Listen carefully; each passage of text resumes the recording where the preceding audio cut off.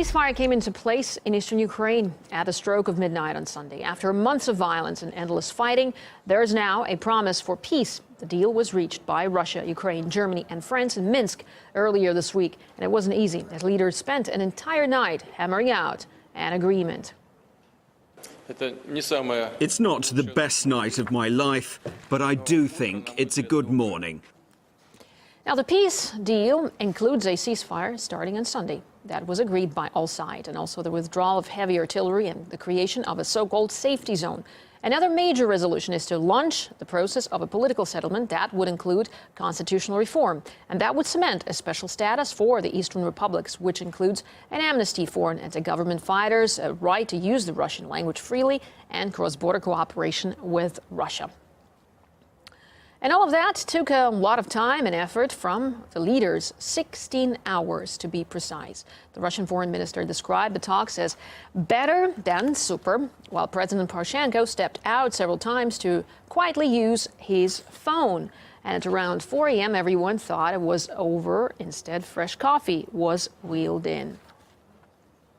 Now, hundreds of journalists gathered at the Independence Palace waiting for the outcome, but talks proved a lot longer lasting than many of them. Later, this entertaining video also emerged.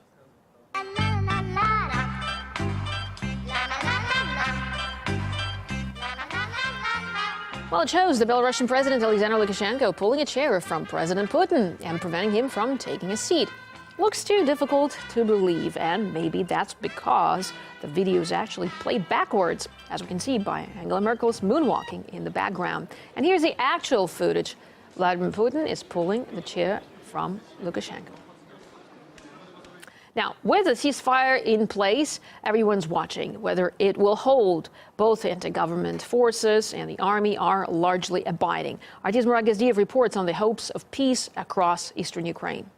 Spirits are high here in Donetsk, but perhaps despite a lot of pessimism, a lot of doubt, the ceasefire for now, it is holding, but not everyone's on board. Not everyone supports this ceasefire. Dmitry Yarosh, for example, the leader of Ukraine's ultra-nationalist right sector, has said that his armed wing, which is active here in eastern Ukraine, it won't support, it won't abide by the ceasefires. There were a few violations, especially in the early hours, in the wee hours of the morning, and both the anti-government forces and Ukrainian government blamed each other for those isolated incidents. Here in Donetsk, the mood is very, very good. It is the polar opposite of what it was yesterday. By this time yesterday, I had counted more than 100 explosions, shell explosions, mortar explosions. It was really as close to hell as it gets here in Donetsk, and we got to witness it actually firsthand.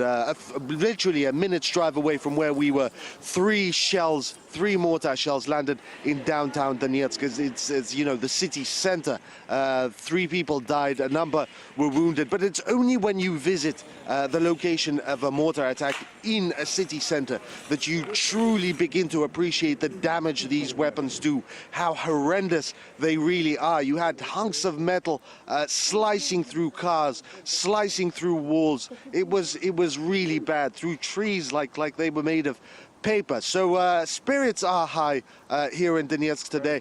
There's you know, people are beginning to breathe out, and people are hoping that this ceasefire holds. Now, meanwhile, Washington continues to blame Russia for its involvement in the conflict. The U.S. ambassador in Ukraine has presented satellite images, apparently proving the deployment of Russian military in eastern Ukraine. Moscow has dismissed the pictures. Lizzie Fallon takes a closer look at what the U.S. is presenting as damning evidence. U.S. officials are churning out more proof that Russia is involved in Ukraine's conflict. This time, Jeffrey Piat, the U.S. ambassador to Kiev, uploaded 3 pictures on Twitter supposedly showing satellite images taken above eastern Ukraine. Now, the pictures show dark spots on snowy terrain with overlaid captions suggesting that they are, in fact, military vehicles. And on his Twitter feed, the ambassador says that he's, quote, confident that these are Russian military systems.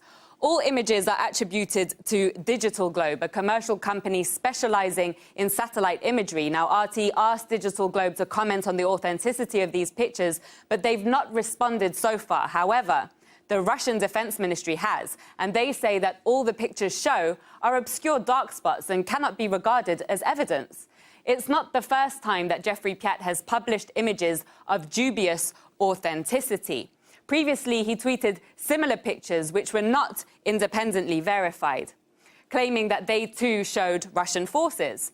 Soon after, he put a series of pictures online that he said showed Ukrainian military drills being held in western Ukraine, and it turned out that they had also been taken long before.